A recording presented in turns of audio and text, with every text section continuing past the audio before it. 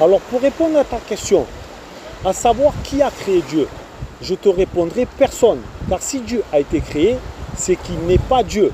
Car Dieu est incréé et qu'il est lui le créateur de toutes choses, comme le dit Allah Ta'ala dans la sourate 13, verset 16. Mais je pense que si tu m'as posé cette question, c'est que tu te dis que si Dieu est le créateur, qui a créé le créateur? Une question-réponse pour vous, pour dire que Dieu n'existe pas. Ce qu'il faut savoir, c'est que ta réponse répond elle-même à l'existence de Dieu. Pour la simple raison que quand tu dis qui a créé Dieu, le fait de dire ce mot qui, cela renvoie à l'existence de Dieu. Il y a dans ta question l'existence d'un créateur. C'est-à-dire qui est ce qui a créé Dieu. Donc, c'est ce qui est le créateur de ce Dieu. Qui, bien sûr, ce Dieu ne sera pas le véritable Dieu. Car Dieu n'est pas créé et ne peut être créé.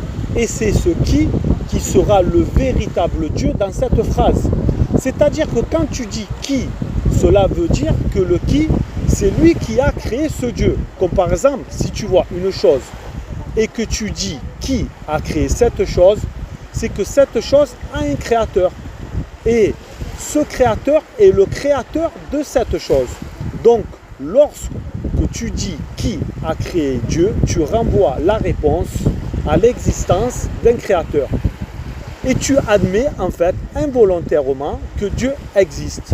Et même si tu réponds à chaque fois qui alors a créé ce qui a créé Dieu, cela renverra infiniment à chaque fois au même résultat, à l'existence qu'il y a un créateur. Et bien sûr qu'en disant qui a créé Dieu, le qui est le créateur de ce Dieu n'est pas le véritable Dieu. Car il ne peut être ce Dieu. Allah Ta'ala dit dans la sourate 112, dit, il est Allah unique, Allah le simple à être imploré pour ce que nous désirons. Il n'a jamais engendré, n'a pas été engendré non plus, et nul est égal à lui.